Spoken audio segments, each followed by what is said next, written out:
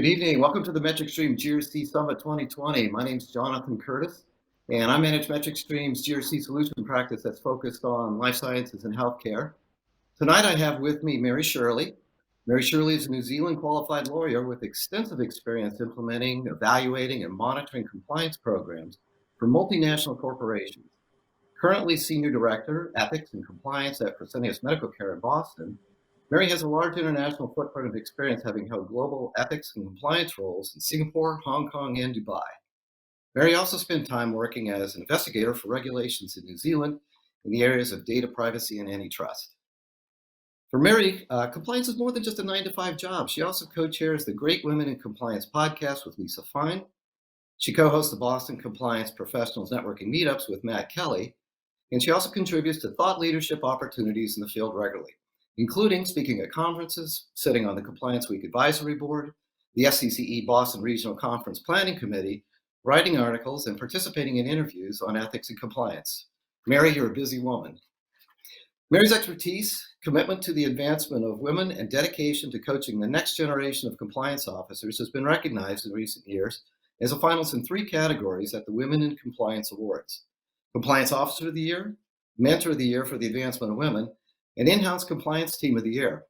She was also bestowed the honor of being named a Compliance Week Top Mind in 2019. So Mary, welcome, thank you. So tonight's fireside chat is focused on securing first-line engagement in your compliance plan. And we've got a couple of points of discussion that we're going to cover, including motivation for change in approach, engagement that works, and fostering a culture of integrity with your interactions. So Mary, we spoke earlier, and I think we're just going to start things off by, kind of asking the first question that we talked about previously. And you told me that you recently evaluated your strategy for interacting with staff on the front lines. I'm really curious about the motivation for making those changes in the first place. Yeah, so one of the things that I realized is that oftentimes in compliance, we're very much a one-way street for communication. And we tend to think about what we think will work best for our audience and deliver that to them accordingly. So I thought, hang on a second, that's probably not the best idea because I don't necessarily represent my audience. And if I do, I represent the people like me. So how do I get more diverse views? How am I going to best understand the people that I'm supposed to be serving? I realized that my approach wasn't working. So even though I thought that I was doing what was in the best interest of the audience, for example, if there was a snazzy new training coming out and it looked very interactive and interesting, or some high-tech way of communicating with my colleagues, I didn't really ask them whether it was a way in which they would want to be communicated with or whether it was their preferred way of receiving compliance messages and training. So that for me was the epiphany that got me thinking, okay, hang on a second, how we do things in compliance is often with the very best of intentions. That is how I think people are going to want to receive messages from me, but that is perhaps not the way in which they want to receive messages from me. Got it. So what approaches have you been deploying to better interact with staff on the front lines to get maximum commitment? So one of the first things that I did was to go back to basics, essentially. I deployed a tool that's been pretty popular in compliance for at least the last sort of 5 to 7 years, and that is to use a culture of integrity survey as a form of gap analysis and to gauge like a temperature check, the feeling of the audience. But one thing that I took in mind when redeploying it this time was thinking about things that I really expected people to know, things that we tend to assume we don't have to train on, we don't have to message about, we don't have to do awareness on, because we think that everyone already knows it. So I wanted to test that idea, and I challenged myself to come up with the most basic questions to put to the audience of key stakeholders. Things like, who is your compliance officer? Do you know the name of the chief compliance officer? Where would you find the compliance policies? Do you know how to contact the reporting hotline? Things like that, things that we've essentially been communicating on for years now. And so I wanted to understand whether that had been truly embedded and whether we could feel comfortable moving on with focusing on what I would probably more accurately categorized as the 2.0, the compliance 2.0 initiatives. So they're, really getting interesting things like taking into account behavioral economics, data analytics, that kind of thing to expand the compliance program. And what I found was there was no such thing as the simplest question that I can put to my colleagues and have everybody know the answer. And that's not to say that people didn't know that a compliance department existed, but it was rather things like maybe they volunteered the name of their local compliance officer rather than the name of the chief compliance officer. So things like that we expected should be really clear to people, became something that I thought, I need to work on this, help clarify, help explain, and take opportunities as they came along to further the education and the awareness, things that I think we take for granted, and realize that with this little experiment that we probably should be taking what we think are the most basic pieces of information for granted with our colleagues. Have you asked any of your other colleagues to do a similar exercise? I'm curious if they had similar results. You mean asking compliance officers to do one? Well, yeah, so the same sort of things that, you knew that you were going to get these answers, or you expected these certain answers, and were surprised that certain thing, but not even knowing who the chief compliance officer was. I mean, I would find that surprising myself. So I'm curious, about your peers, and have they tried similar interactions?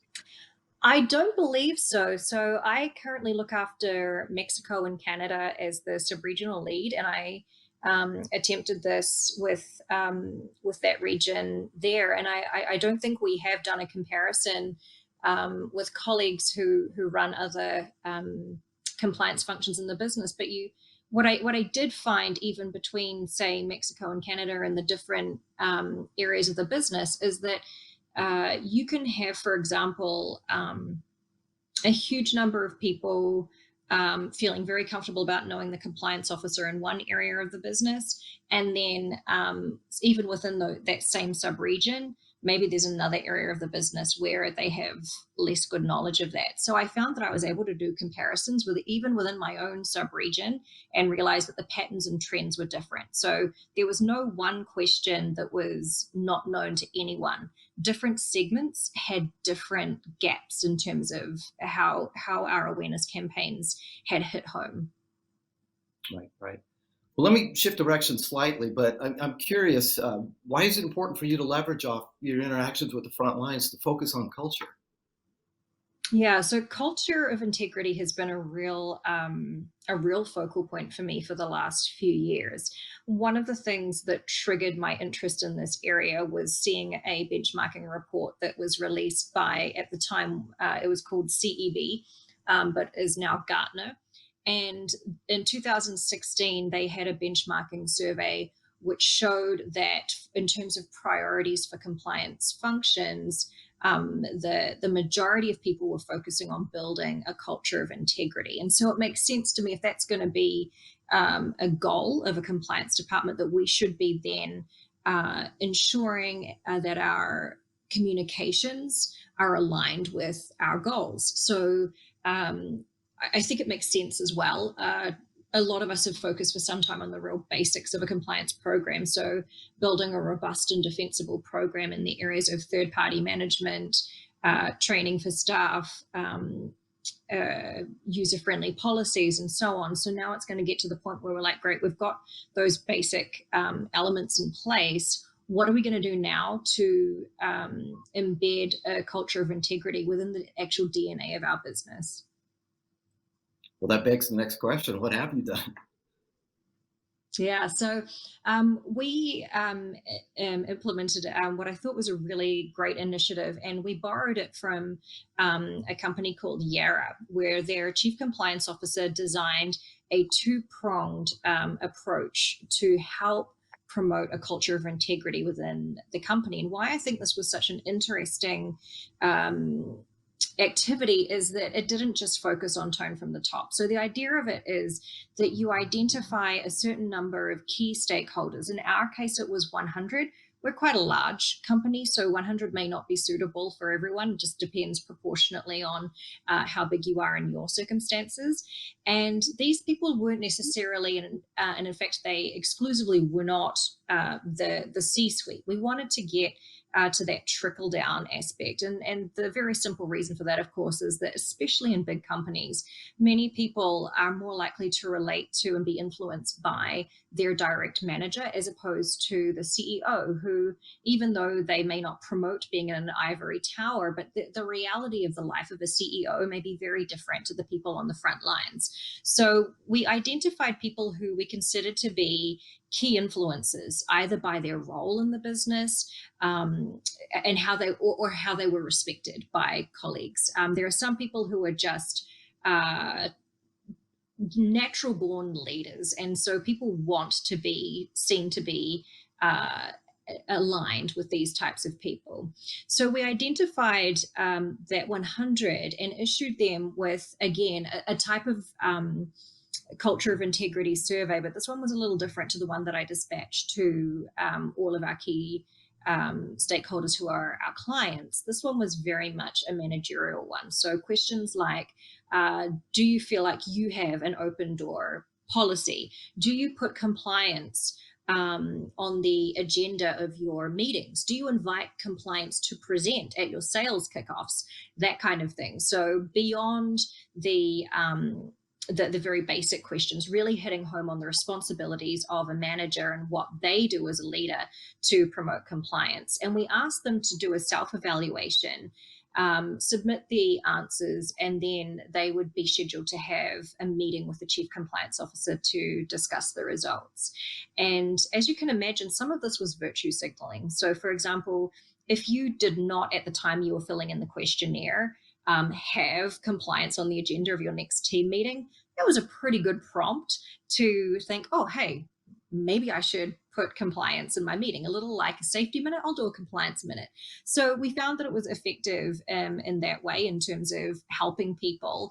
And another reason why I really liked it as a means of communicating to the business is that I find when things are not always necessarily totally optimal for a business partner, but there's nothing so huge that they would go out of their way and complain to the Chief Compliance Officer.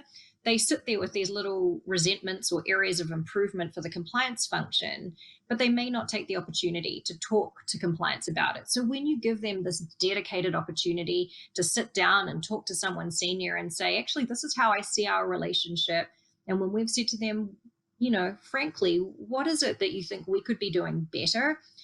It means that you're better opening yourself up. And as I alluded to earlier, I feel like there's been too much of a one-way street in compliance, and having a feedback mechanism, a two-way means of communication for feedback to come through. I think that was one of the key factors of how this exercise was valuable. Yeah, that feedback loop is so important, and that definitely, validates that, people are being heard, and, they feel like they're more of the process. And certainly that's one of the key ways of engagement with the first line. So great idea. I'm glad to see that that's working for you. When we first were introduced, there was one interesting thing about you that I learned that when I was kind of going back and reading some of your articles, it was also that you're co-host of a very popular podcast called Great Women in Compliance. And I went and I listened to a couple of episodes, and I was very impressed with this.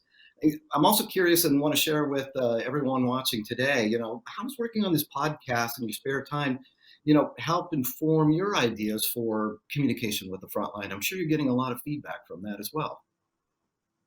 Yeah, so I'm not a very creative person, and doing the podcast was a real stretch for me to get to learn how to do a new skill and execute a new way of communication. So taking in mind what I said earlier about checking with the business as to how they like to be communicated with, I think a podcast is a really great avenue as an opportunity to communicate with some of your sales force in particular, right? Because they're always on the go. Well, when we're in a non-COVID-19 setup, they tend to be driving from meeting to meeting. And so having them have an opportunity to not be necessarily taking up some of their business development time sitting in your office, but still having the benefit of receiving some information that you wish to convey, but listening to it by way of a podcast while they're driving to their next appointment, that could be a really good opportunity for you in compliance to look for a key way to reach your audience where ordinarily, even with the best of intentions, they may feel very rushed for time, but this way of just listening in while they're driving gives you a new avenue in which you can get your message across. That's a great idea. I'm a big fan of that. Well, Mary, I think we're about out of time, so I want to thank you again for participating in GRC Summit 2020. Mary, thanks a lot. Thank you. Thank you so much for your time and you all for having me.